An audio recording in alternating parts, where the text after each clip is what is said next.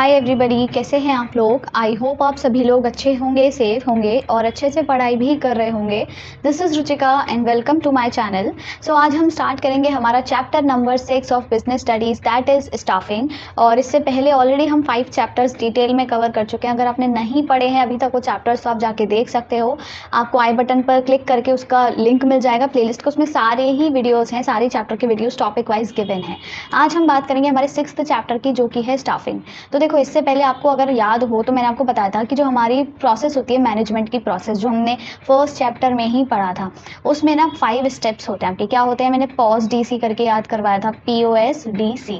P stands for your planning, जो कि हम चैप्टर पढ़ चुके हैं, 4th चैप्टर था। O स्टैंड्स फॉर ऑर्गेनाइज, वो 5th चैप्टर था। S मतलब स्टाफिंग, जो हमारा 6th चैप्टर है। उसके बाद डायरेक्टिंग एंड कंट्रोलिंग। तो ये आपके 5 स्टेप्स होते हैं किसके, मैनेजमेंट प्रोसेस के। ठीक है, अब आज के वीडियो में यानी कि ये 6th जो चैप्टर है इसमें हम पढ़ेंगे स्टाफिंग, यानी कि ये जो हमारा 3rd वाला स्टेप है इसके बारे में पढ़ेंगे। तो वैसे मैं ट्राई करूंगी पूरा चैप्टर एक ही वीडियो में कवर करवाने का। अगर एक घंटे से थोड़ा सा कम जाता है तो मैं पूरा चैप्टर एक ही में करवा दूंगी, एक ही वीडियो में, जिससे कि आपको प्रॉब्लम ना हो। पूरा चैप्टर एक साथ में मिल जाएगा आपको, और हम सारी ही चीज़ें कवर करने वाले हैं। ऐसा नहीं हम कुछ स्किप करेंगे, कुछ भी स्किप नहीं करेंगे, सारे टॉपिक्स हम डिटेल में पढ़ेंगे। पर अगर मेरे को लगता है कि टाइम ज़्यादा एक्सटेंड हो रहा है तो ऑफ कोर्स मैं 2 पार्ट्स में इस वीडियो को मतलब इस चैप्टर को कवर करवाऊंगी। ठीक है, सबसे पहले समझ लेते हैं हमें पढ़ना क्या क्या है। तो सबसे पहले हमको पढ़ना है कि भाई स्टाफिंग का मीनिंग क्या होता है, वही बेसिक चीज़ें, उसका इंपॉर्टेंस क्या है, एडवांटेजेस क्या हैं, बेनिफिट्स क्या हैं। फिर हम पढ़ेंगे staffing and human resource management. Human resource management क्या होता है, फिर स्टाफिंग का प्रोसेस क्या होता है, कैसे कैसे स्टाफिंग करनी होती है, उसके कंपोनेंट्स, एलिमेंट्स और एस्पेक्ट्स। 3 चीज़ें, तीनों मतलब एक ही चीज़ें हैं, मतलब एक ही टॉपिक है, कुछ भी कह लो, कंपोनेंट्स, एलिमेंट्स एंड एस्पेक्ट्स।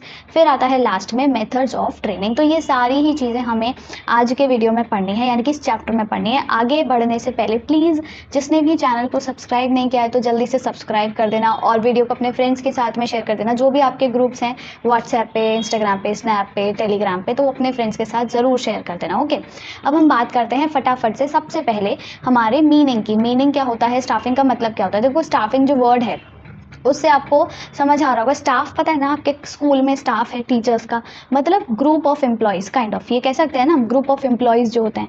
तो स्टाफिंग का मतलब क्या होता है, स्टाफिंग क्या है, it is a part of management. सबसे पहले हमने पढ़ा कि भाई ये क्या है, एक मैनेजमेंट का पार्ट है, मैनेजमेंट प्रोसेस का। Concerned with obtaining, utilising and maintaining the capable people to fill all position in the organisation from top level to bottom level. साफ सीधी सी बात है, हमको क्या करना है। देखो, कोई भी जो ऑर्गेनाइजेशन चलती है उसमें काफ़ी सारे रिसोर्सेज चाहिए होते हैं, हमको पता है ना, बहुत सारे रिसोर्सेज चाहिए होते हैं। हमको चाहिए होते हैं जैसे कि आपके फाइनेंशियल रिसोर्सेज, फाइनेंशियल मतलब एक तरह से पैसा वैसा, ठीक है। फिर हमको चाहिए होते हैं कुछ फिजिकल रिसोर्सेज भी, लाइक आपका मशीनरी हो गया, आपके लैंड हो गई, फैक्ट्री हो गई, ये सब आपके फिजिकल रिसोर्सेज हैं।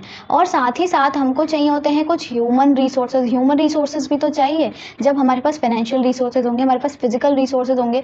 पर इन दोनों को यूज़ करने के लिए, इन दोनों रिसोर्सेज को यूज़ कौन करेगा, जब तक ह्यूमन्स ही नहीं होंगे, एम्प्लॉयज़ ही नहीं होंगे, तो आपकी मशीन कौन चलाएगा, आपका जो पैसा है, फाइनेंस है, उसे यूज़ कौन करेगा, कोई नहीं करेगा। तो ह्यूमन रिसोर्स होना बहुत ज़रूरी है। ह्यूमन रिसोर्स अगर एफिशिएंट है, अगर आपके पास अच्छे अच्छे काबिल मतलब एम्प्लॉयज़ हैं, तो डेफिनेटली आपके ये जो बाकी 2 रिसोर्सेज हैं, फाइनेंशियल और फिजिकल, इनका ऑप्टिमम यूटिलाइजेशन होगा। ये वेस्ट नहीं होंगे, ये कम नहीं पड़ेंगे, इनका अच्छे से यूटिलाइजेशन हो पाएगा अगर आपका एम्प्लॉयज़ जो है, आपके जो स्टाफ है, वो एफिशिएंट है। तो ये क्या है, स्टाफिंग सिंपली क्या है, ये एक पार्ट ऑफ मैनेजमेंट है that is concern with obtaining, utilising and maintaining capable people, जिससे कि हम सारी जॉब पोजीशंस को फिल कर सकें। चाहे हम टॉप लेवल की बात करें, चाहे हम बॉटम लेवल की बात करें, मतलब ऊपर से नीचे सारी जो पोजीशंस हैं उनको अच्छे अच्छे केपेबल और एफिशिएंट एम्प्लॉयज से फिल करना, राइट।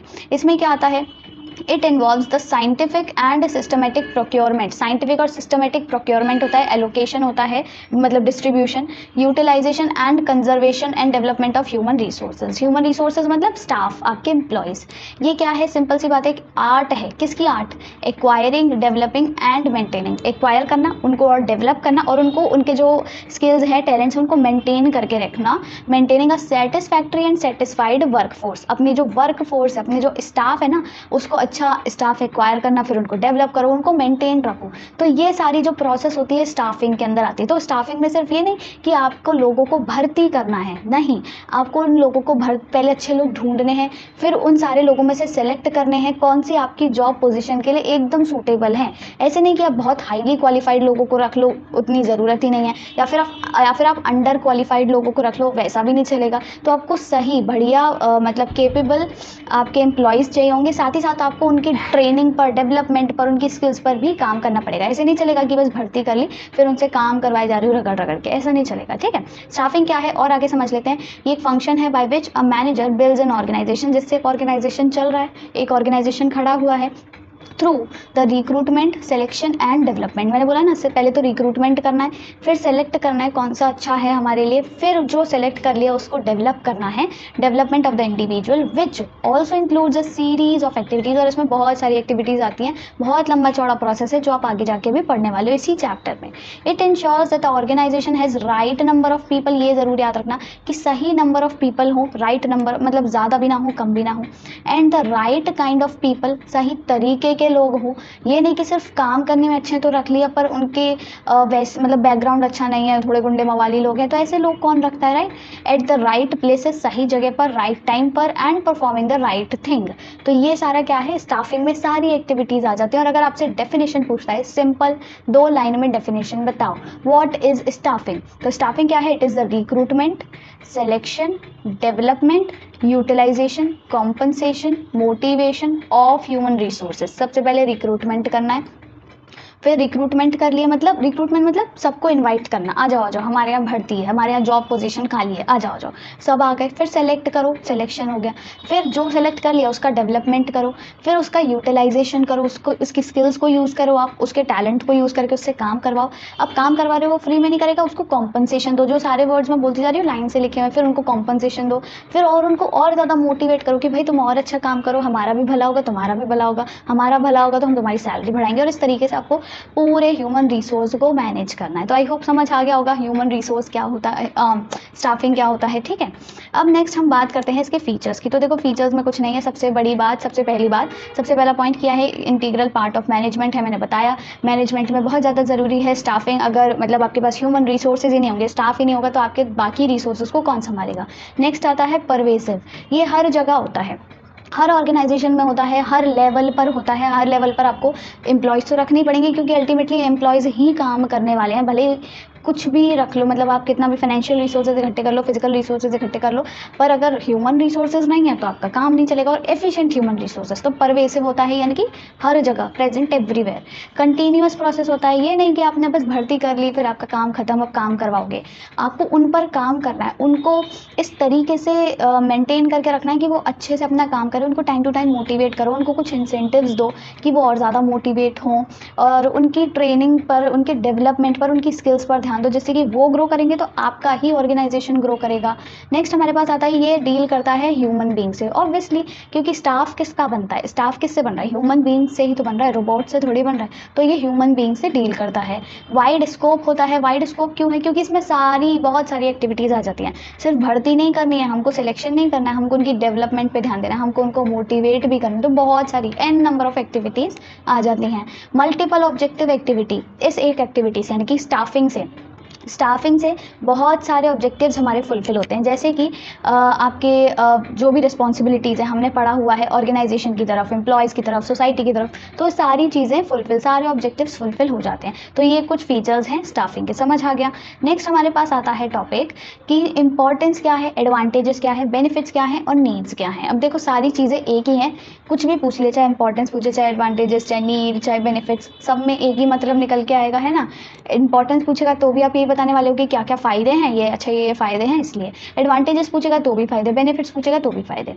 सबसे पहला हमारे पास आता है इसका importance, filling job with competent personnel. हम क्या करते हैं, अगर हम स्टाफिंग कर रहे हैं तो हमारी जो भी जॉब पोजीशन खाली है ना, उस पर हम कॉम्पिटेंट पर्सोनेल को रिक्रूट मतलब उसको बैठाते हैं, मतलब जो बिल्कुल एकदम सूटेबल है उसके लिए, बहुत ज़्यादा एफिशिएंट है, बहुत अच्छे से काम करेगा। स्टाफिंग में क्या होता है, it involves proper arrangement of people through proper recruitment होता है, इसमें सिलेक्शन प्रोसेस होता है। एम आई किसी को नहीं उठा के बैठा लेते, अच्छा तुमने तो PhD की डिग्रियाँ ले रखी हैं, आ जाओ तुम आ जाओ, ऐसे नहीं। वो उस जॉब पोजीशन के लिए, उस काम के लिए उसको कुछ आना तो चाहिए ना, तो ये सब देखना पड़ता है। और इसमें हम क्या करते हैं, ये हेल्प करता है हमको कॉम्पिटेंट स्टाफ को मतलब ऑब्टेन करने में। नेक्स्ट आता है बेटर परफॉर्मेंस, अच्छी परफॉर्मेंस होती है कैसे, आप अच्छे से भर्ती करोगे लोगों की, प्रॉपर सिलेक्शन करके ढूंढ ढांड के कि भाई इसकी क्वालिफिकेशन ऐसी है, इसने ये कोर्स किया हुआ है, इसने डिप्लोमा किया हुआ है, ये इसके लिए एकदम परफेक्ट है, फिर आप और भी चीज़ें करते हो। ऐसा नहीं कि सिर्फ ऐसी सिलेक्शन कर लिया, रिटन टेस्ट होता है भाई, इंटरव्यू होता है, पर्सनैलिटी देखते हैं।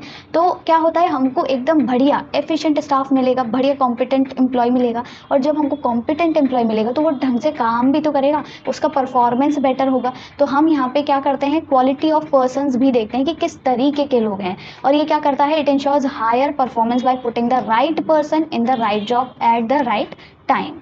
नेक्स्ट आता है सर्वाइवल एंड ग्रोथ। अब स्टाफिंग क्या है, बहुत ज़्यादा इंपॉर्टेंट है। अगर हम बाकी फंक्शंस की बात करें ना, planning, organising, directing and controlling, तो उनसे भी ज़्यादा, सबसे ज़्यादा इंपॉर्टेंट स्टाफिंग ही है। क्योंकि जो बाकी फंक्शंस हैं, प्लानिंग कर रहा है कौन, स्टाफ ही करेगा, एम्प्लॉयज़ करेंगे। ऑर्गेनाइज कौन करेगा, स्टाफ, और मतलब आपके जो एम्प्लॉयज़ हैं। डायरेक्ट कौन करेगा, कंट्रोल कौन करेगा, सब लोग स्टाफ ही तो करेंगे, एम्प्लॉयज़ ही तो ये सब काम करते हैं। तो स्टाफिंग ही अच्छी नहीं होगी तो बाकी के फंक्शंस कैसे अच्छे से परफॉर्म होंगे। तो किसी भी ऑर्गेनाइजेशन की सर्वाइवल के लिए, उसकी ग्रोथ के लिए, उसकी डेवलपमेंट के लिए ज़रूरी है अच्छा स्टाफ होना, अच्छा एफिशिएंट और कॉम्पिटेंट एम्प्लॉयज़ होना, जो कि किस वजह से पॉसिबल है, आप अगर अच्छी स्टाफिंग करते हो। नेक्स्ट हमारे पास आता है optimum utilisation of human resources. हम क्या कर सकते हैं, अच्छे से यूटिलाइज कर सकते हैं हमारे जितने भी हमारे पास रिसोर्सेज हो, चाहे फिजिकल हो चाहे आपके फाइनेंशियल हो, ठीक है, यहाँ पे हम बढ़िया यूटिलाइज कर सकते हैं। ये क्या करता है, it prevents the under utilisation of personnel, under utilisation avoid करता है, या फिर हायर लेबर कॉस्ट हमारी नहीं आती। और साथ ही साथ avoid disruption of work by indicating in advance the shortage of personal. अगर किसी की कमी होने वाली है, कोई एम्प्लॉय छोड़ के जाने वाला है, तो हमें पहले ही पता चल जाएगा, हम अपना रिक्रूटमेंट का एड निकाल देंगे, भर्ती कर लेंगे, जिससे कि हमारे काम में डिसरप्शन ना हो। और ना ही बहुत ज़्यादा ओवर स्टाफ हमको रखना है कि काम कम है, स्टाफ ज़्यादा है। अब स्टाफ ज़्यादा होगा तो उनको कॉस्ट जो है उनकी, मतलब उनको जो सैलरी वेजेस दे रहे हैं वो भी ज़्यादा देनी पड़ेंगी, तो हमारा खर्चा ज़्यादा होगा, कॉस्ट ज़्यादा आएगी। तो ये भी अवॉइड करता है। मतलब प्रॉपर स्टाफिंग मतलब जितने लोगों की ज़रूरत है, right number of people at the right time at right place doing the right job, ये सब आपको याद रखनी है। नेक्स्ट आता है improves job satisfaction and morale. अब क्या है, देखो प्रॉपर स्टाफिंग हम करेंगे, है ना, proper staffing improves job satisfaction and morale of employees through objective assessment and fair rewarding of their contribution. Simple सी बात है, आप क्या करोगे, मतलब मान लो वो कितना, जैसे कोई है इंसान जिसने पीएचडी की हुई है, अब आप उसको दे दो क्लर्क की जॉब, है ना, तो क्या होगा, उससे उसका मोराल डाउन होगा। वो सोचेगा मैंने तो पीएचडी की डिग्री ले रखी है, मैं कर रहा हूँ क्लर्क की नौकरी, बाबू की नौकरी। तो क्या होगा, उसका एक मोराल डाउन होगा, वो डिससेटिस्फाइड रहेगा, वो अच्छे से काम नहीं करेगा और 4 लोगों को भी अच्छे से काम नहीं करने देगा। तो अगर आप अच्छा स्टाफ रखते हो, अच्छा मतलब जिस पोस्ट पर जितने क्वालिफाइड इंसान की ज़रूरत है, उसी क्वालिफिकेशन के हिसाब से आप स्टाफ रखते हो, एम्प्लॉय को सिलेक्ट करते हो, तो क्या होगा, वो अच्छे से काम करेंगे, उनका मोराल बूस्ट होगा और ज़्यादा मोटिवेट होंगे, वो सेटिस्फाइड रहेंगे कि हाँ भाई ये मेरी जॉब के लिए, मतलब ये मेरी जो जॉब पोजीशन है ना एकदम परफेक्ट है, मैं इससे ज़्यादा भी नहीं कर सकता अभी, अगर मैं ट्रेनिंग कर लूँ तो कर लूँगा, पर ऐसा नहीं है कि मुझे थोड़ी नीची वाली जॉब मिली हुई है, मेरे को अपनी क्वालिफिकेशन के हिसाब से सही मिले, तो वो सेटिस्फाइड रहेगा। अपना उसका जो आसपास का एटमॉस्फेयर वो अच्छा रखेगा, जो कल्चर है वो अपनी कंपनी का वो बढ़िया रखेगा। लास्ट आपका आता है हेल्प्स इन कम्पीटिंग, compete करने में हेल्प करता है। अब आपस में अगर अच्छा स्टाफ है, एफिशिएंट है, कॉम्पिटेंट हैं सब के सब, तो क्या करेंगे, वो कॉम्पिटेंस शो करेंगे अपनी, एक तरीके से आप कह लो अच्छा कॉम्पिटिटिव एनवायरनमेंट रहेगा, सब आगे बढ़ने की कोशिश करेंगे, एक दूसरे को मोटिवेट भी करेंगे, कोऑर्डिनेट करेंगे। तो ये सारी चीज़ें ज़रूर होती हैं और इससे एफिशिएंटली हमारे रिसोर्सेज यूज़ होते हैं, सबसे इंपॉर्टेंट रिसोर्सेज वेस्ट नहीं जाते हैं। फिर आता है आपका स्टाफिंग ह्यूमन रिसोर्स मैनेजमेंट। अब ह्यूमन रिसोर्स मैनेजमेंट क्या होता है, देखो अभी तक हमने क्या पढ़ लिया, एक बार आपको रिवाइज करा देती हूँ। हमने अभी तक पढ़ लिया है आपका ये सारे टॉपिक्स, मीनिंग पढ़ लिया हमने, ठीक है, मीनिंग हो गया है, और स्टाफिंग का इंपॉर्टेंस, नीड, बेनिफिट्स, एडवांटेज, मतलब स्टाफिंग की जो बेसिक चीज़ें होती हैं वो सारी चीज़ें हमने पढ़ ली हैं। नेक्स्ट हमारे पास आता है टॉपिक आपका staffing and human resource management. भाई ये ह्यूमन रिसोर्स मैनेजमेंट क्या होता है, देखो ह्यूमन रिसोर्स क्या है, इतनी देर से मैं बोल रही हूँ आपका स्टाफ, आपके एम्प्लॉयज़। अब इन एम्प्लॉयज़ को, स्टाफ को भी तो कोई मैनेज करता है कि नहीं करता है ना, कौन मैनेज करता है, मतलब जो भी करता होगा उस प्रोसेस को इसको क्या बोलते हैं, ह्यूमन रिसोर्स मैनेजमेंट। मतलब एम्प्लॉयज़ को मैनेज करना इज ह्यूमन रिसोर्स मैनेजमेंट। आपका जो स्टाफ है उसको मैनेज करना इज ह्यूमन रिसोर्स मैनेजमेंट। अब इसमें क्या आ जाता है, कैसे मैनेज करना है, ऐसे थोड़ी एम्प्लॉयज़ लड़ाई झगड़ा कर रहे हैं, एक दूसरे की शर्ट फाड़ रहे हैं, उनको मैनेज करना है, नहीं।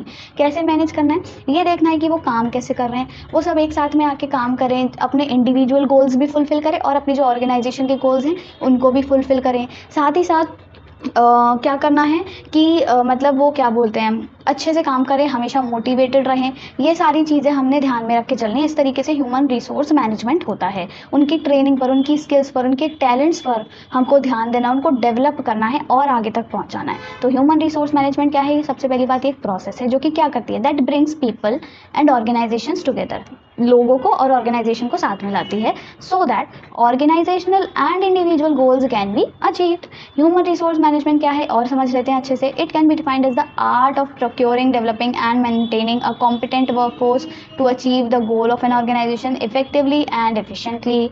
और क्या है, आज के टाइम पे, आज के बिजनेस एनवायरनमेंट की अगर मैं बात करूँ तो कोई भी बिजनेस ऐसा नहीं है जो ह्यूमन रिसोर्स मैनेजमेंट के बिना एग्जिस्ट कर सके। It can not exist without proper human resources.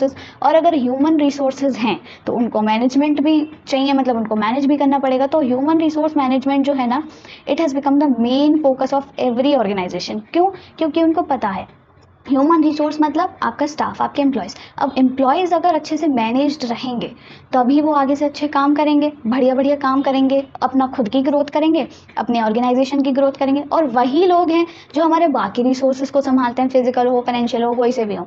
तो जब वो बढ़िया रहेंगे, ह्यूमन रिसोर्स अच्छा रहेगा, तो बाकी सारे रिसोर्सेज अच्छे रहेंगे। तो ये सारी चीज़ें याद रखनी है। अब आज के टाइम पे जो मैंने बताया, जैसे कि ह्यूमन रिसोर्स मैनेजमेंट बहुत ज़्यादा इंपॉर्टेंट हो गया है ना। तो ह्यूमन रिसोर्स मैनेजमेंट में क्या क्या चीज़ें आती हैं, मतलब क्या क्या चीज़ों को मैनेज करना है। ह्यूमन रिसोर्स के पास ऐसी एम्प्लॉयज़ की ऐसी क्या चीज़ें हैं जो आप मैनेज करोगे, वो ये सारी चीज़ें क्या मैनेज करना है। देखो, सबसे पहले तो ह्यूमन रिसोर्स प्लानिंग करनी है। मतलब कितने लोगों को हमको भर्ती करना है, किस पोजीशन पे करना है, कितने क्वालिफाइड होने चाहिए, क्या क्वालिफिकेशन होनी चाहिए, ये सारी चीज़ें। तो number and type of personnel, number मतलब कितने, और टाइप मतलब किस तरीके के, जितनी भी जॉब पोजीशन वेकेंट है उस हिसाब से देख करके। नेक्स्ट आता है एम्प्लॉइंग पीपल। पीपल को एम्प्लॉय करना मतलब उसमें 3 चीज़ें आ जाती हैं। सबसे पहले रिक्रूटमेंट, ये याद रखना है, RST, ये लाइन से याद रहना है, RST। रिक्रूटमेंट होता है, पहले हम सर्च करते हैं, रिक्रूटमेंट मतलब सर्च करना। फिर सर्च करके हमारे पास बहुत सारे लोग आ गए, सेलेक्ट करना, उनमें से बेस्ट को सेलेक्ट करना। फिर सेलेक्ट कर लिया, सेलेक्ट करने के बाद हम क्या करेंगे, उनको उनकी जगह बता देंगे कि भाई आप इस वाले ऑफिस में काम करोगे, आप इस ब्रांच में काम करोगे, आपका दफ्तर ये है। तो ये प्लेसमेंट करना, प्लेसमेंट या ट्रेनिंग अभी आगे आएगा, ठीक है। फिर आता है करियर ग्रोथ, यानी कि उनकी ट्रेनिंग, उनकी डेवलपमेंट पे ध्यान देना। फिर आता है परफॉर्मेंस अप्रेजल। अब उनकी परफॉर्मेंस को एनालाइज तो करो, अगर वो अच्छा काम कर रहे हैं तो उनको शाबाशियाँ दो, इंसेंटिव्स दो उनको, जिससे वो मोटिवेट हों। पर अगर वो कुछ गलत काम कर रहे हैं तो उनको ज़रूर फीडबैक दो। ये नहीं उनको सुना के फटकार के फायर कर दो, नो, ऐसा नहीं है। उनको थोड़ा एक चांस भी देना, जिससे कि वो अपने आप को इम्प्रूव कर सकें। फिर क्या करना है, उनको मोटिवेट करना है, उनको फाइनेंशियल या फिर नॉन फाइनेंशियल इंसेंटिव्स देने हैं। फाइनेंशियल मतलब जैसे कि आपने बोनस दिया, एक एनुअल ट्रिप भी दी जाती है बहुत सारी, मतलब प्राइवेट बैंक्स में होता है, एनुअल ट्रिप होती है, मतलब कि आपको फ्री फैमिली ट्रिप है हमारी तरफ से ऐसे। या फिर नॉन फाइनेंशियल इंसेंटिव्स कुछ भी हो सकते हैं। कॉम्पनसेशन और रेन्यूमरेशन, मतलब जो भी उनकी सैलरी है, उनके वेजेस है, उनकी क्वालिफिकेशन वगैरह के हिसाब से, वो सब ध्यान में रख के पहले तो आपको डिसाइड करना पड़ेगा जॉब पोजीशन जो भी है वो उसकी वर्थ क्या है, वो कितनी मतलब उसकी सैलरी होनी चाहिए उस इंसान की, तो उस हिसाब से दोगे ऑब्वियसली। फिर आता है प्रोवाइडिंग सोशल सिक्योरिटी, मतलब उनको जितना भी उनका पेंशन फंड हो गया, प्रोविडेंट फंड, ये सब चीज़ें, और जो भी वेलफेयर स्कीम्स हैं। फिर रिव्यू एंड ऑडिट, यानी कि उनके लीगल प्रोसीजर्स से डील करना। तो ये सारी चीज़ें आपने करनी है। इनको देखो, आप लाइन से भी याद रख सकते हो कैसे। सबसे पहले आता है हमारे पास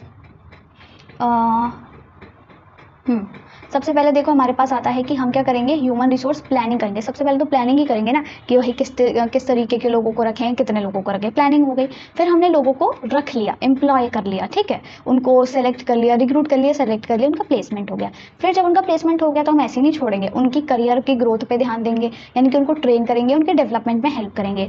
फिर जब भी वो काम करेंगे ना, उनका अप्रेजल हम उनको देंगे, अच्छा मतलब पॉजिटिव और नेगेटिव दोनों पॉइंट्स उनको बताएंगे। फिर अगर वो अच्छा काम करें, बुरा भी कर रहे हैं, तो इनको एक चांस आश्वासन देना और साथ ही साथ उनको मोटिवेट करना। अब मोटिवेट कैसे करेंगे, मोटिवेट मतलब हम उनको फाइनेंशियल या नॉन फाइनेंशियल इंसेंटिव्स दे करके, साथ ही साथ उनको सैलरी भी तो देंगे, फ्री में काम करवा नहीं रहे हैं तो हम उनको कॉम्पनसेशन या फिर रेन्यूमरेशन देंगे। साथ ही साथ उनको जितनी भी एक्स्ट्रा चीज़ें हैं लाइक उनको सोशल सिक्योरिटी प्रोवाइड करना, उनकी जो भी लीगल प्रोसीजर्स हैं वो सब हैंडल करना, तो ये सारे काम आ जाते हैं ह्यूमन रिसोर्स मैनेजमेंट में। तो ह्यूमन रिसोर्स मैनेजमेंट के स्टेप्स तो नहीं कहेंगे, मतलब कंपोनेंट्स कह लो, ह्यूमन रिसोर्स मैनेजमेंट में क्या क्या आता है ये सारी चीज़ें आती हैं, ठीक है। तो अब लाइन से याद रख सकते हो कहानी की फॉर्म में कि पहले सेलेक्ट किया फिर ये किया वगैरह वगैरह, जैसे मैंने अभी बताया। नेक्स्ट हमारे पास आता है टॉपिक स्टाफिंग का प्रोसेस। अब स्टाफिंग करनी है मतलब लोगों को भर्ती करना। अब स्टाफिंग में सिर्फ भर्ती करना नहीं आता, मैंने बताया उनकी ट्रेनिंग डेवलपमेंट स्किल्स पर भी ध्यान देना है, मतलब एक लॉन्ग टर्म प्रोसेस है, राइट। तो हमको पूरे प्रोसेस समझनी पड़ेगी कि भाई ये प्रोसेस है क्या। अब देखो ये प्रोसेस होती है ऐसी कुछ आपको जैसी दिख रही है, क्या है यहाँ पर यहाँ पे क्या है, देखो कितने पॉइंट्स लिखे हुए हैं ये। 1 man power requirements, 2 recruitment, 3 selection, 4 placement and orientation, 5 training and development, 6 performance appraisal, 7th promotion या फिर career planning and 8th is compensation. अब इसमें से ये जो 1st 5th नज़र आ रहे हैं, कितने 1st 5th, ये कौन करता है, ये जो हमारी लार्ज ऑर्गेनाइजेशंस होती हैं ना ये करती हैं। कौन करता है, लार्ज ऑर्गेनाइजेशंस, याद रखना है। फिर उसके बाद ये 1st से लेकर 8th तक, 1st से लेकर 8th तक ये कौन करता है हमारा, ये स्मॉल ऑर्गेनाइजेशंस करती हैं। यानी कि लार्ज में सिर्फ 5 चीज़ों की ज़रूरत है, 5 स्टेप्स की, और स्मॉल में 8 स्टेप्स फुलफिल करने। ऐसा क्यों, आप सोचोगे तो उल्टा होना चाहिए ना, लार्ज है तो ज़्यादा स्टेप्स करें, नहीं, क्योंकि देखो लार्ज ऑर्गेनाइजेशंस के पास इतने फंड्स होते हैं, इतने रिसोर्सेज होते हैं, या फिर वो इतनी ज़्यादा डेवलप्ड होती हैं कि उनके पास ना अलग एक डिपार्टमेंट बन जाता है ह्यूमन रिसोर्स मैनेजमेंट का, स्टाफिंग का, ठीक है, पूरा स्टाफिंग का एक अलग से डिपार्टमेंट बन जाता है। तो उनको ज़रूरत नहीं होती है बहुत सारे स्टेप्स फॉलो करने की, उनका 5 स्टेप्स में ही काम चल जाएगा। पर स्मॉल ऑर्गेनाइजेशंस जो होती हैं वहाँ पे क्या होता है, ये जो स्टाफिंग का प्रोसेस होता है ना ये लाइन मैनेजर्स के थ्रू होता है। तो यहाँ पे क्या होगा, सारे स्टेप्स फॉलो करने हैं। तो याद रखना है ये स्टेप्स क्या हैं, आपको सीरियल वाइज मतलब लर्न करने पड़ेंगे, ऑब्वियसली स्टेप्स हैं तो लर्न तो करने ही पड़ेंगे। तो ये सारी चीज़ें आपको याद रखनी है। अब हम एक एक करके शुरुआत करते हैं। सबसे पहला मैन पावर प्लानिंग। अब मैन पावर प्लानिंग का मतलब क्या है, देखो ये क्या है, ह्यूमन रिसोर्स मैनेजमेंट हमने पढ़ा ना, ह्यूमन रिसोर्स मैनेजमेंट क्या होता है, ये एक प्रोसेस है जिसमें हम डिटरमिन करते हैं number and type of personal. अब हमको डिसाइड करना है कि हमको कितने लोग चाहिए, किस तरीके के लोग चाहिए, तो उसके लिए पूरी प्लानिंग करनी पड़ेगी कि नहीं, मैन पावर जो चाहिए हमको उसकी प्लानिंग। तो मैन पावर प्लानिंग ये हमारा फर्स्ट स्टेप होता है। तो इसमें क्या है, 3 चीज़ें आती हैं, 3 स्टेप हम फॉलो करते हैं मैन पावर प्लानिंग में भी। सबसे पहला वर्कलोड एनालिसिस, दूसरा वर्क फोर्स एनालिसिस और तीसरा कंपैरिजन। अब देखो इसे में इतनी सारी कथा ये जो लिखी हुई है ये मैंने आपको सिर्फ समझाने के लिए लिखी हुई है, पर आप इसे खुद से पढ़ लेना, ठीक है। अभी मैं जो समझा रही हूँ उस पर ध्यान दो। एक है हमारे पास क्या है, वर्क लोड, ठीक है, वर्क लोड एनालिसिस। एक है हमारे पास वर्क फोर्स। अब वर्क लोड मतलब क्या होता है, याद रखो रिक्वायर्ड, ठीक है, और वर्क फोर्स मतलब क्या है, अवेलेबल। वर्क फोर्स मतलब अवेलेबल। वर्क फोर्स क्या होता है, आपकी वर्क फोर्स कितनी, आपके ऑर्गेनाइजेशन की 50 लोग काम कर रहे हैं, मतलब जितने लोग अवेलेबल हैं, तो वर्क फोर्स मतलब अवेलेबल। तो वर्क फोर्स एनालिसिस क्या होता है, जब जो अपनी ऑर्गेनाइजेशन है वो ये एनालाइज करेगी कि हमारे लोग काम कितने कर रहे हैं। और वर्क लोड एनालिसिस क्या होता है, ये देखना कि वर्क लोड कितना है, और वर्क लोड के हिसाब से कितने नंबर ऑफ पीपल रिक्वायर्ड हैं। तो वर्क लोड मतलब रिक्वायर्ड क्या होगा यहाँ पे, वर्क लोड मतलब रिक्वायर्ड, ठीक है, और वर्क फोर्स मतलब अभी कितने हैं, वर्क फोर्स क्या है आपकी अवेलेबल कितने हैं। तो ये क्या है, 2 तरीके के एनालिसिस होते हैं। पहले वो देखते हैं वर्कलोड एनालिसिस करते हैं कि कितने रिक्वायर्ड हैं, फिर वो वर्क फोर्स एनालिसिस करेंगे कि कितने अवेलेबल हैं, फिर क्या देखेंगे, फिर वो देखेंगे कि भाई हमारे पास काम कितना है, वो कंपैरिजन करते हैं। किसका कंपैरिजन करेंगे, वो इन दोनों चीज़ों का कंपैरिजन करेंगे। देखो यहाँ पे लिखा हुआ है कि the difference between workload and workforce is calculated to determine the shortage and surplus of manpower। मान लो वर्कलोड ज़्यादा है, क्या है यहाँ पे मान लेते हैं कि जो वर्कलोड है ना ये ज़्यादा है, it is greater than workforce, यानी कि रिक्वायर्ड ज़्यादा होंगे अवेलेबल से, मतलब अवेलेबल हैं 50 और रिक्वायर्ड कितने हैं 60। यानी कि चाहिए हमको 60 पर है हमारे पास अभी सिर्फ 5। इसका मतलब क्या हुआ, यहाँ पे क्या हो जाएगा, the need of appointing more people, यानी कि अंडर स्टाफिंग शो करता है। मतलब हमारा क्या है, अंडर स्टाफ है, कम लोग हैं, हमको चाहिए ज़्यादा, रिक्वायर्ड ज़्यादा है 60। तो यहाँ पे क्या हो जाएगा, हम इस तरीके से एनालाइज करते हैं। अब हो सकता है एक केस में क्या हो, हमारे पास वर्कलोड कम हो पर वर्क फोर्स ज़्यादा हो। यहाँ पे क्या हो सकता है, वर्क फोर्स ज़्यादा हो, यानी कि वर्क फोर्स ज़्यादा मतलब हो ना, अवेलेबल तो ज़्यादा है पर कम की ज़रूरत है। हमारे पास 50 लोग थे पर ज़रूरत 50 की नहीं है, हमको ज़रूरत है सिर्फ और सिर्फ 30 की, यानी कि 20 लोग एक्स्ट्रा हैं। अब 20 लोग जो एक्स्ट्रा हैं वो क्या इंडिकेट कर रहे हैं, ओवर स्टाफिंग। कम थे तो अंडर स्टाफिंग, ज़्यादा है तो ओवर स्टाफिंग, नाम से समझ आ रहा है अंडर और ओवर स्टाफिंग है तो उन 20 लोगों को कहीं ना कहीं तो भगाना पड़ेगा ना। या तो आप उनको एलिमिनेट करो या फिर रिमूव करो या फिर ट्रांसफ़र कर दो उनका अदर जगह पे। तो ये पूरा एनालिसिस किया जाता है उस हिसाब से। मैन पावर, अभी मैन पावर की तो प्लानिंग हो रही है, हमारे ह्यूमन रिसोर्स की, हमारे स्टाफ की, तो ये हम प्लानिंग करते हैं और ये हमारा कहलाता है फर्स्ट स्टेप ऑफ स्टाफिंग। समझ आया। नेक्स्ट हमारा स्टेप आता है रिक्रूटमेंट। अब हम करेंगे रिक्रूटमेंट। हमने प्लानिंग कर लिया क्या क्या करना है, कितने लोग चाहिए, कितने नहीं चाहिए, कितने हटाने हैं, कितने नहीं भर्ती करने हैं। अब हम रिक्रूटमेंट करेंगे। रिक्रूटमेंट मतलब क्या होता है, सर्च करना, सिंपल सी बात है। यहाँ पे क्या है, ये सेकेंड स्टेप है। इसका मतलब है सर्चिंग फॉर प्रोस्पेक्टिव एम्प्लॉयज़। आप सर्च कर रहे हो सिर्फ, and encouraging them to apply for jobs. आप उनको एनकरेज कर रहे हो। कैसे एनकरेज करोगे, ऐड निकालोगे भाई। हम क्या करते हैं, हमारा 10 लाख रुपए का पैकेज है, 10 लाख पर एनम, हम इंसेंटिव्स भी देते हैं, फ्री ट्रिप्स भी होती है, अच्छा वर्क एनवायरनमेंट है, ये सब मतलब कुल मिला के सर्च करना, उनको अट्रैक्ट करना, उनको इनवाइट करना, उनके जॉब एप्लीकेशंस को इनवाइट करना, ये सारी चीज़ें। इसमें बहुत सारी चीज़ें आती हैं, involves identifying various resources of human resources and attracting them to apply for the job. यहाँ पे इसका मेन पर्पस क्या होता है, to create a pool of applicants, मतलब बहुत सारे एप्लीकेंट्स का पूल करना, उनको इकट्ठा करना, जिससे कि हम उनमें से बेस्ट सिलेक्ट कर सकें। अब आप साड़ी कह रही हूँ, कुछ कपड़े देखने जाते हो, अब मान लो वो 2 ही कपड़े दिखाए तो आपको हो सकता है ज़्यादा समझ ना आए या जो भी है। अब 2 की जगह 100 दिखाए तो आपको मज़ा आएगा ना, अच्छा इसमें मेरे पास बहुत चॉइस है, इसमें से सिलेक्ट कर दियो। तो उनका मतलब मकसद यही होता है, रिक्रूटमेंट मतलब एक पूल इकट्ठा करना। पूल करना मतलब इकट्ठा करना ही होता है। तो सारे एप्लीकेंट्स को पूल करना जिसमें से हम उसमें से बेस्ट चूज़ कर सकें। ये कैसे भी हो सकता है रिक्रूटमेंट, इंटरनली भी एक्सटर्नली भी, जो आप आगे पढ़ोगे। इंटरनल और एक्सटर्नल में आगे डिटेल में पढ़ाऊंगी। तो रिक्रूटमेंट आ गया। अब रिक्रूटमेंट हमने कर लिया, लोगों को बुला लिया, बुलावा दे दिया सबको, आ जाओ आ जाओ, यहाँ पे नौकरी मिल रही है। अब हम उनमें से बेस्ट को सेलेक्ट करेंगे। तो ये क्या है, it is the process of choosing and appointing the right candidates for various job positions. यहाँ पे इसको हम नेगेटिव प्रोसेस भी बोलते हैं। नेगेटिव प्रोसेस क्यों, अब देखो 100 लोगों को बुला लिया रिक्रूटमेंट करते वक्त, रिक्रूटमेंट में हम सिर्फ लोगों को बुला रहे हैं, सर्च कर रहे हैं, तो 100 को बुला लिया, पर हमको ज़रूरत किस भर्ती कितनी करनी है, 20 की ही करनी है, राइट। तो अब 20 तो सेलेक्ट कर लिए, सिलेक्शन प्रोसेस में 20 बेस्ट 20 सेलेक्ट कर लिए। अब बचे जो 80 हैं उनको तो भगाना ही पड़ेगा ना, उनको क्या करोगे।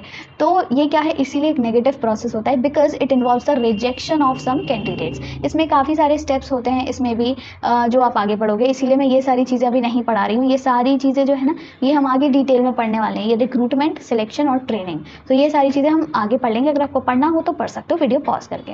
अब एक चीज़ याद रखनी है, जो सिलेक्शन प्रोसेस है इसका 2 इंपॉर्टेंट पर्पसेस होते हैं जो ये सर्व करती है। क्या, firstly it ensures that the organisation gets the best among the available candidates. 100 में से जो बेस्ट 20 हैं वही सिलेक्ट होंगे। And secondly it boosts up the self esteem and Prestige of the candidates. जो भी अब बेस्ट जो 20 हैं, अब ऑब्वियसली उनका सेल्फ एस्टीम रेज होगा कि नहीं, वो सोचेंगे यार हम सबसे अच्छे हैं, हमको सिलेक्ट किया, 100 में से हम सिलेक्ट हुए हैं, वो और अच्छा मोटिवेट हो जाएंगे और अच्छा मतलब नया बढ़िया काम करेंगे ऑब्वियसली। तो ये सारी चीज़ें इसका मकसद होता है। तो 3 स्टेप्स हमने पढ़ लिए। सबसे पहले तो हम प्लानिंग कर रहे हैं मैन पावर की, कितने लोग रखने हैं, कितने निकालने हैं। फिर हमको पता चला तो हमने अब रिक्रूटमेंट स्टार्ट कर दिया, लोगों को ढूंढना, सर्च करना, सर्च किया, सबको बुलाया, फिर उसमें से सिलेक्शन किया। सिलेक्शन करने के बाद हम क्या करते हैं, सिलेक्ट कर लिए, जो 20 लोग सेलेक्ट कर लिए, अब उनको प्लेसमेंट करेंगे और उनका ओरिएंटेशन। प्लेसमेंट मतलब उनको उनकी जगह असाइन करना, उनका अप्रोप्रिएट जॉब असाइन करना, ठीक है। It is the process of matching the candidates with the jobs.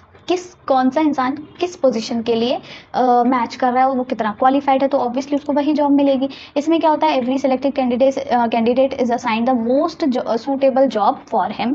और यहाँ पे क्या होता है, is to fit the right person to the right job, जिससे कि वो अपनी पूरी एफिशिएंसी से काम कर सके and employees get better personal satisfaction. अब आती है बात ओरिएंटेशन की। प्लेसमेंट तो समझ आ गया, सबको अपनी अपनी जगह दिखा दी। ओरिएंटेशन का मतलब क्या होता है, अब देखो वो नई नई जगह काम करने आए हैं, उनके लिए माहौल पूरा नया है, ऑर्गेनाइजेशन नया है, वहाँ के सारे जो एग्जिस्टिंग एम्प्लॉयज़ हैं वो भी नए हैं, तो उनको सबसे इंट्रोड्यूस करवाना, ठीक है, इंट्रोड्यूसिंग द न्यू एम्प्लॉयज़। ये इसमें और क्या चीज़ें होती हैं, introducing and familiarising newly appointing candidates with their job. उनको उनका काम भी बताना कि भाई आपको ये काम करना पड़ेगा, उनको पूरा समझा देना। ओरिएंटेशन होता है, जैसे स्कूल में भी होता है, स्कूल में तो नहीं एक्चुअली, कॉलेज में ज़रूर होता है। जब आप कॉलेज में आओगे ना, तो आप जब ग्रेजुएशन करोगे तो ओरिएंटेशन होता है, आपको बताया जाता है पूरा आपका 3 साल आपको क्या क्या पढ़ना है, ये ऐसी चीज़ें हैं, आपके पूरे कॉलेज के बारे में बताया गया है, वहाँ के रूल्स क्या हैं, कैसे करना होता है, हम ट्रिप पर ले जाते हैं, हमारे यहाँ ये फंक्शंस होते हैं, ये फेस्ट होते हैं। तो पूरा ओरिएंटेशन मतलब सबसे इंट्रोडक्शन देना, सबका इंट्रोडक्शन देना, चाहे ऑर्गेनाइजेशन हो, ऑर्गेनाइजेशन के बारे में समझाना, उसके काम के बारे में समझाना, उसके एम्प्लॉयज़, उसके वर्क कल्चर, तो सबका, इससे कि जो नया बंदा है ना वो आके अपने आप को ऐसा ना महसूस करे कि जैसे नई नई बहू ससुराल में आ जाती है, उसको थोड़ा कंफर्टेबल फील हो जाए, अच्छा होम लाइक उसको फीलिंग आए, ठीक है। तो 4 स्टेप्स हमने पढ़े, सबसे पहले मैन पावर की प्लानिंग करनी है, फिर रिक्रूटमेंट, फिर सिलेक्शन, फिर प्लेसमेंट एंड ओरिएंटेशन।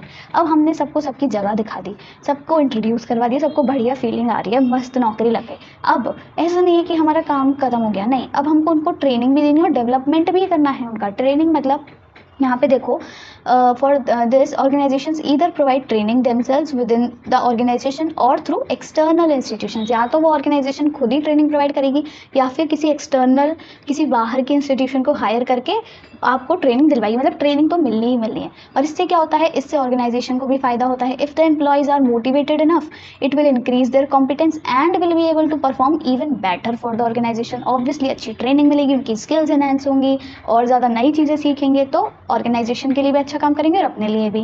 और साथ ही साथ यहाँ पे क्या है, by providing such opportunities to its employees for career advancement, the organisation captivates the interest and holds on its talented employees. तो इससे क्या होता है, एम्प्लॉयज़ को भी लगता है यार कंपनी हमारे पे इतना खर्चा कर रही है, हमारे लिए इतना कर रही है, तो हम भी उसके लिए और अच्छा करें। तो मतलब एक ऐसा लगता है कि ये इंसान अब थोड़ा परमानेंट रहेगा, भी नौकरी छोड़ के जाएगा नहीं, ठीक है। The majority of the organisation has a distinct department, और सबके लिए डिस्टिंक्ट डिपार्टमेंट होता है ट्रेनिंग डेवलपमेंट वगैरह के लिए। तो ट्रेनिंग डेवलपमेंट याद रखना है। अब इसके बाद नेक्स्ट आता है परफॉर्मेंस अप्रेजल।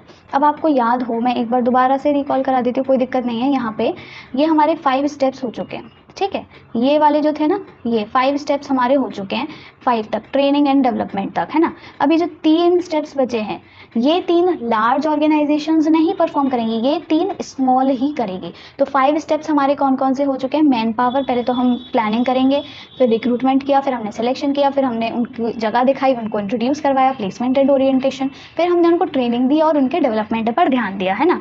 अब जो स्मॉल ऑर्गेनाइजेशन है ये 5 तो करती हैं, अब वो उसके आगे क्या करेंगी, सबसे पहले परफॉर्मेंस अप्रेजल, मतलब जो भी वो लोग काम कर रहे हैं ना उसका अप्रेजल देंगी, मतलब उनको फीडबैक काइंड ऑफ। तो यहाँ पे लिख रहा है कि after training of the employees and having them on the job there should be an evaluation done on their performance. एक इवैल्यूएशन तो होना चाहिए ना, जैसे वो काम कर रहे हैं उनको उसका फीडबैक दें।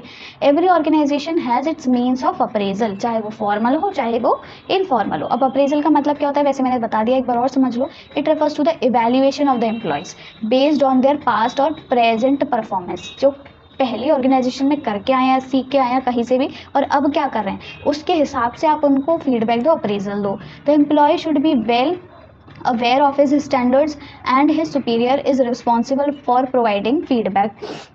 अब जैसे आप काम कर रहे हो, आपका जो मैनेजर है वो आपके लिए रिस्पॉन्सिबल है, वो बताएगा कि भाई ये अच्छा काम कर लेता है। जैसे कि अब आपके मम्मी पापा अभी तो नहीं आते होंगे, पेरेंट टीचर मीटिंग होती थी ना बचपन में, हमारी अभी भी होती है, पर हमारे मम्मी पापा अब नहीं जाते होंगे आपके, है ना। तो जो टीचर होता था वो रिस्पॉन्सिबल होता था ना बच्चे की परफॉर्मेंस के लिए, कि वो क्लास में कैसा कर रहा है, क्या कर रहा है, नहीं कर रहा है, बेकार कर रहा है, टीचर रिस्पॉन्सिबल होता है। तो एक तरह से यही समझ लो, उसका अप्रेजल जो होता है वो कौन देगा, मैनेजर ही देगा। The process of performance appraisal, इसमें क्या आ जाता है, specifying the job, performing appraisal performance, हाँ, एंड प्रोवाइडिंग फीडबैक, तो ये सारी चीज़ें आ जाएंगी। अब ये स्मॉल वाला ऑर्गेनाइजेशन की हम बात कर रहे हैं, तो उसने क्या किया, जैसे ही उन्होंने क्या किया, ट्रेनिंग और डेवलपमेंट खत्म हुई, उनका ट्रेनिंग दे दी, तो अब वो काम पे जब गए तो परफॉर्मेंस अप्रेजल हुआ। अब उसके बाद प्रमोशन एंड करियर प्लानिंग, अब वो प्रमोशन की बात कर रहे हैं, करियर प्लानिंग आगे, ठीक है। The managers should take care of their activities that serve the long term interest of the employees का लॉन्ग टर्म इंटरेस्ट किस में होता है, वो सोचते हैं ना हम सेटल रहें, मतलब हमारा प्रमोशन होता रहे आगे, हम और आगे की प्लानिंग करें कि और आगे क्या क्या कर सकते हैं। ऐसा नहीं होता हमारी नौकरी लग गई तो हम यहीं थम गए, अब यहीं रहना है, हम और आगे का सोचते रहते हैं ना। तो they should be encourage from time to time which will help the employees to grow and find their true potential. Promotions इसके लिए बहुत ज़रूरी हैं, प्रमोशन होना जिससे कि उनकी एक तो उनका कॉम्पनसेशन बढ़ेगा, उनके पास ज़्यादा अथॉरिटी आएगी, रिस्पॉन्सिबिलिटी भी ज़्यादा होगी और वो और अच्छे से अपने आप को और अपनी ऑर्गेनाइजेशन को मैनेज कर पाएंगे। प्रमोशन का मतलब क्या होता है, सबको पता है भाई। प्रमोशन क्या होता है, it refers to transferring of employees from their current position to a higher position, जिससे कि उनकी रिस्पॉन्सिबिलिटीज़ भी बढ़ती है, उनकी अथॉरिटी भी बढ़ती है और उनका पे यानी कि उनका कॉम्पनसेशन लेवल भी बढ़ जाता है। तो पहला वाला क्या था इसमें, जो मतलब स्मॉल के लिए अलग से हम पढ़ रहे हैं परफॉर्मेंस अप्रेजल, दूसरा प्रमोशन एंड करियर प्लानिंग। अब प्रमोशन भी हो गया, करियर प्लानिंग हो गई, अब बात आएगी कॉम्पनसेशन की। तो कॉम्पनसेशन क्या है, मतलब सैलरी, वेजेस। तो every organisation needs to set up plans of the salary and wages of the employees. उनको प्लान करके रखना पड़ेगा कि इसको इतनी ही देनी है। अब ऐसे नहीं, एक लेवल पर मान लो 5 क्लर्क हैं तो 5 क्लर्क को ऐसे नहीं डिफरेंट सैलरी दोगे भाई, एक ही जॉब पोजीशन है तो एक ही आप सैलरी रखो ना सबकी। तो इसकी भी प्रॉपर प्लानिंग करनी पड़ेगी। और साथ ही साथ ऐसे नहीं क्लर्क की आप 1 लाख सैलरी रख रहे हो, ऐसे नहीं होता है, उस जॉब पोजीशन के हिसाब से सैलरी रखो, ठीक है। There are several ways to develop payment plans for the employees. The worth of the job needs to be decided, मतलब वही ना, उसकी कीमत कितनी, अहमियत कितनी है उस काम की। अब एक ऑर्गेनाइजेशन में स्वीपर भी होगा, वो झाड़ू पोछा करता होगा आगे, और एक होगा सीईओ। अब उनकी सैलरी मैच तो नहीं करेगी, वो सीईओ है और एक वो स्वीपर है। मैं किसी को उल्टा सीधा नहीं बोल रही हूँ, नीचा नहीं दिखा रही, मैं बता रही हूँ वो भी वहाँ काम करता है, वो भी वहाँ काम ही कर रहा है। तो पर उनकी जॉब पोजीशन अलग है, उनका काम अलग है, उनकी रिस्पॉन्सिबिलिटीज अलग है, तो उसी हिसाब से उनकी सैलरी होगी। तो यहाँ पे क्या होता है, ऑल काइंड ऑफ पेमेंट्स और rewards provided to the employees is referred to as compensation. मतलब कॉम्पनसेशन में क्या आता है, सिर्फ सैलरी नहीं, सैलरी तो आती है, कॉम्पनसेशन में क्या क्या चीज़ें आ जाती हैं, आपकी सैलरी तो आएगी, साथ ही साथ जितने भी आपको रिवॉर्ड्स मिल रहे हैं, जितने भी आपको क्या बोलते हैं इंसेंटिव्स मिल रहे हैं, जैसे कि क्या होता है बोनस वगैरह मिलता है ना, गिफ्ट्स मिलते हैं, अभी दिवाली आएगी सबको गिफ्ट्स मिलेंगे, तो वो सारी ही चीज़ें कॉम्पनसेशन में आ जाती हैं। जो भी आपको फ्री ट्रिप्स मिल रही हैं या कुछ भी XYZ चीज़ है वो सब। तो कॉम्पनसेशन क्या है, it may be in the form of direct financial payments, जो हम सैलरी मिल ही रही है हर महीने 50,000 जैसे कि सैलरी वेजेस वगैरह, और इनडायरेक्ट पेमेंट्स लाइक इंश्योरेंस और वैकेशन है ना, इंश्योरेंस पॉलिसी भी होती है। तो ये सारी चीज़ें क्या आ जाएंगी आपकी उसमें आ जाएगी। तो हमने सारे स्टेप्स पढ़ लिए हैं, एक बार देखो फटाफट से मैं रिकॉल कराती हूँ।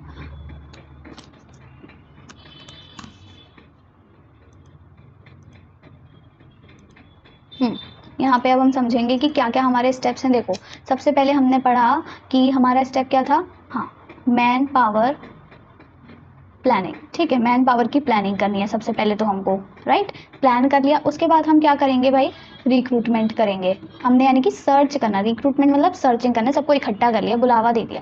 अब उस बुलावे में से 100 लोग आए तो हमने बेस्ट 20 सेलेक्ट कर लिए, दैट इज सिलेक्शन। 20 सेलेक्ट करिए, एक नेगेटिव प्रोसेस है क्योंकि इसमें से 80 अपने घर लौट गए है ना, रिजेक्शन उनको फेस करना पड़ा, सिलेक्शन हो गया। अब उन सबका जब सिलेक्शन हो गया तो उनको कहीं ना कहीं हम प्लेस करेंगे, प्लेसमेंट एंड है यहाँ पे, ठीक है। और साथ ही साथ उनको नए लोगों से इंट्रोड्यूस करेंगे, यानी कि ओरिएंटेशन हो गया। अब यही कहानी खत्म नहीं होती, हम ध्यान देंगे उनकी ट्रेनिंग पर भी, उनको और आगे ट्रेन करेंगे, भाई आप ये काम करो, और उनके डेवलपमेंट पर ध्यान देंगे। ये 5 स्टेप्स आपकी सिर्फ और सिर्फ कौन फॉलो करता है, लार्ज ऑर्गेनाइजेशंस। अब नेक्स्ट स्टेप हमारा आता है कि हम क्या करेंगे, उनकी परफॉर्मेंस का अप्रेजल, परफॉर्मेंस अप्रेजल, ठीक है, ये हो गया। परफॉर्मेंस अप्रेजल के बाद हमको क्या करना होता है, हाँ, प्रमोशन एंड करियर प्लानिंग। क्या करना पड़ता है यहाँ पे, उनका प्रमोशन हो गया या फिर करियर प्लानिंग, कुछ भी कर लो, ठीक है, प्रमोशन या करियर प्लानिंग। और लास्ट हम बात करते हैं कॉम्पनसेशन की।